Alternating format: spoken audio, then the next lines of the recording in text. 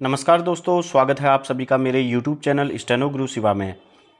दोस्तों, आज से सामान्य ज्ञान के महत्वपूर्ण प्रश्नों की श्रृंखला शुरू कर रहा हूं और धीरे धीरे सभी सब्जेक्ट वाइज वीडियो बनाता रहूंगा।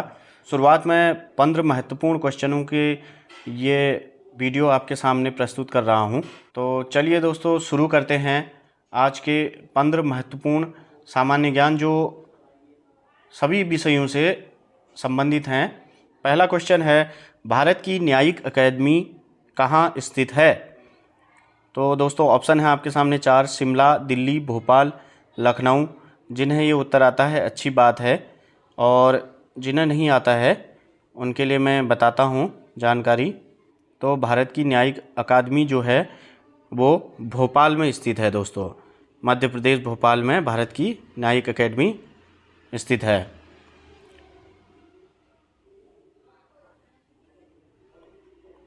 विभाजन समिति ऑब्लिक परिषद के अध्यक्ष कौन थे? तो विभाजन समिति जो भारत का विभाजन हुआ था उस समय जो उस परिषद के जो अध्यक्ष थे वो थे आपके लॉर्ड माउंटबेटन। इनकी अध्यक्षता में ही विभाजन की नीतियां तैयार की गई थी। दोस्तों अगला क्वेश्चन है, तारा पहाड़ किस राज्य में है? देखिए, उत्तराखंड, हिमाचल प्रदेश, सिक्किम, नागालैंड। तो तारा पहाड़ जो है वो हैं हिमाचल प्रदेश में। दोस्तों तारा पहाड़ जो है, इस पहाड़ पर तारा देवी मंदिर स्थित है, इसीलिए इस पहाड़ का नाम तारा पहाड़ भी बोला जाता है। किस खेल को मूलतः ब्रिटिश एम्पायर गेम के नाम से जाना जाता है? Asian game, Commonwealth game, Olympic games और इनमें से कोई नहीं।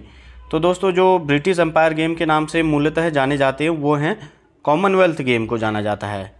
ये ल्यूसेंट की बुक है, इसमें भी आप देख सकते हैं गेम्स वाले सेक्शन में आपको ये लाइन लिखी हुई मिल जाएगी।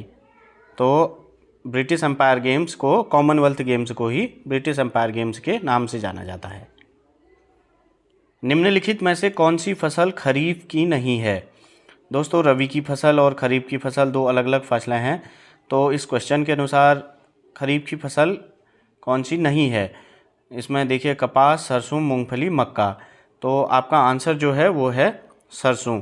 सरसों रबी की फसल है। गेहूं, जौ, चना, सरसों ये रबी की फसल हैं, और धान, कपास, मूंगफली, मक्का ये खरीफ की फसल हैं।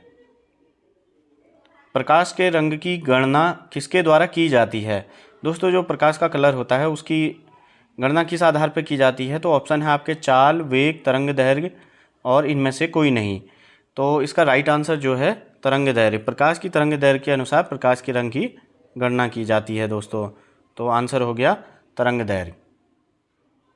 अगला क्वेश्चन है, पादप क्रिया विज्ञान यानी प्लांट फिजियोलॉजी के जनक कौन है? तो ऑप्शन है आपके Louis Pasteur, Stephen Hales, Karl Landsteiner और ग्रेगर जॉन मेंडल। तो दोस्तों जो पादप शरीर क्रिया विज्ञान के जो जनक हैं वो हैं स्टीफन हेल्स।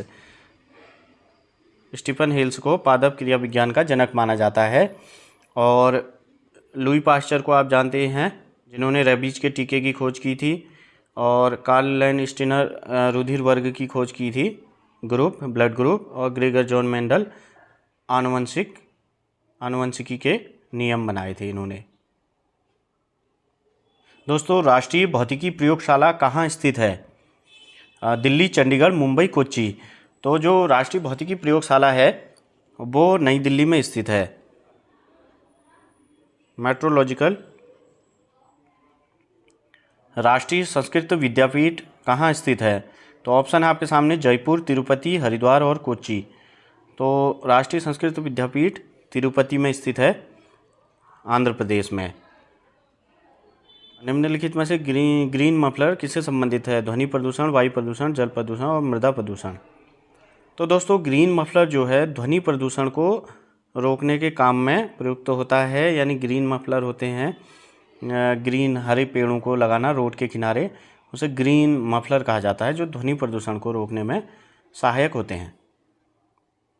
सबसे प्राचीन वेद कौन सा है? यजुर्वेद, सामवेद, ऋग्वेद, अथर्ववेद।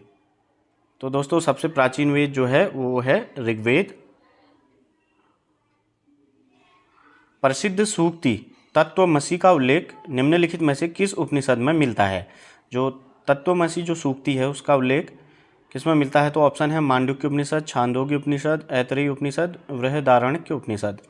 तो इसका आंसर है तत्वमसी सूक्ति जो है छांदोग्य उपनिषद में मिलता है इसका उल्लेख जो है। अगला क्वेश्चन है निम्नलिखित में से कौन कार्यवाहक राष्ट्रपति के पद पर रहे? यानी कार्यवाहक राष्ट्रपति के पद पर कौन कौन है? तो ऑप्शन है बी डी जत्ती, न्यायमूर्ति मोहम्मद हिदायतुल्लाह, वीवी गिरी या उपरोक्त सभी। तो दोस्तों इसका आंसर है उपरोक्त सभी।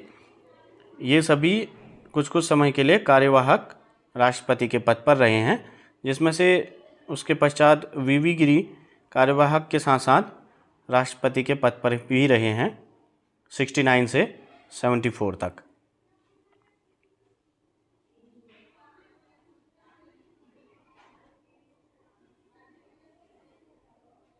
मुगल काल में गिलकार कौन थे?